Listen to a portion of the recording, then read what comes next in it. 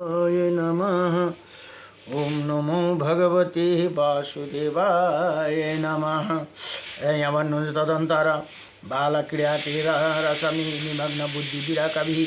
वहाँ से लौटकर सभी गणों से हंसते हंसते बोले हुए मित्रवत देखा स्वयं माता ने यह ये श्रृंगार किया। उन्हें ये गुलाबी बुद्धियों से युक्त वस्त्र पहना और मालती पुष्प मिले हुए ये सुंदरवार पुष्प की माला मेरे सिर पर रखी और हम ये आतुध नाम का बाजा धारण करे है और ये गण है उसे अपने हृदय हुआ खिलौना दूंगा।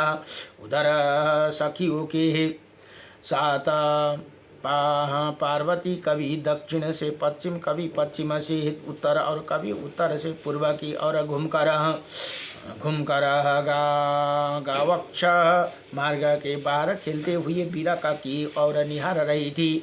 जब जगन माता पार्वती चित्ता में पुत्र को खेलते हुए देखकर इसी प्रकार अभी हम उत्पन्न हो जाने में तब भला स्वल्प बुद्धि मूर्ख मांस विष्ठा और मूत्र की राशि से भरे हुए शरीर को धारण करने वाला इसे कौन पुत्र प्रेमी जन होगा। इसे मोह न प्राप्त हुए। इसी बीच में देवगण भगवान चंद्रशेखर का दर्शन करने के लिए कक्षा के भीतर प्रविष्ट हुए। अब प्रथम नाथगण अपने ही वाहनों पर आरूढ़ हो गए। उसी घिरे हुए बीराका ने लोकपाल यम को वस्त्र खड्ग को म्यान से खींचकर कहा, तुम लोग बतलाओ निर्दय कृतांत, किस कारण किसी भी वध करना चाहते हो? तुम लोग मौन क्यों हो?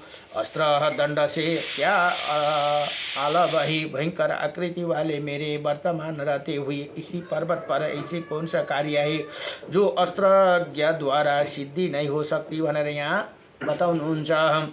बीराका ने इसी प्रकार करने पर देवताओं ने उसे कहा, हे बीराका, तुम इसी प्रकार लोकपालों के चित्त को अनुगमन नहीं करना चाहिए। फिर लक्षण देवी देवादिदेव महादेव अनुका बीरा को बोली, तुम लोग प्राणियों की रक्षा करते हुए वन पर्वत निर्जर अगन युक्त स्थान पर विचरण करते हुए झरनों के जल प्रवाह में मंजन करो और पुष्पों से सुशोभित वनों में शयन करो और ऊंचे ऊंचे विभिन्न पर्वतों के कुएं सच्चानुसार झंझावती की अव्यक्त शब्द का अनुकरण करते हुए गर्जना करो। विनोद की अभिलाष वाली पुत्र प्रेमी पार्वती उच्च सुवर्णमय शिखरों को ढाल भूमि में युक्त आकाश चरण के रमणीय वन स्थली अनेकों प्रकार के संबंधित परिपूर्ण तथा सुंदर मंदार पुष्प प्रबाल और कमल पुष्प की शोभा मंदाराचल के खोह में खेलते विरक्त जिसके अंग कांति सुवर्ण रेणु सरीखी थी। सिद्धियों स्त्रियों जिसके रूप अमृत पान कर रही थी और जो गणों के साथ विराजमान था क्षण क्षण भर निवेशी रहित विस्फारित नेत्रों को देखते हुए स्मरण करती रही। बीराका ने उसी समय जन्मांतर का पुण्य उदय हो गया जिसे वो पार्वती का पुत्र हो गया। भनेर यहाँ बताउनु। ऐसे दशा में उन्हीं खेलते खेल से तृप्त कैसे प्राप्त हो सकती? ये जगतकर्ता ब्रह्मा द्वारा तेज के भावी अंश से कल्पित किया गया था।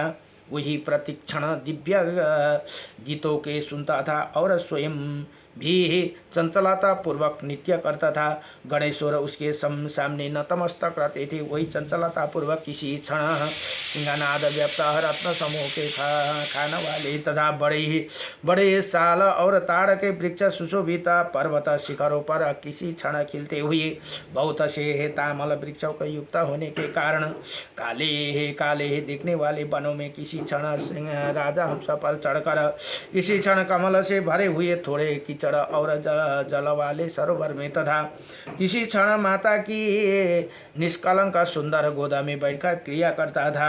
इसी प्रकार देवताओं आनंद प्रदान करने वाला गणेश्वर का भी अधिपति वही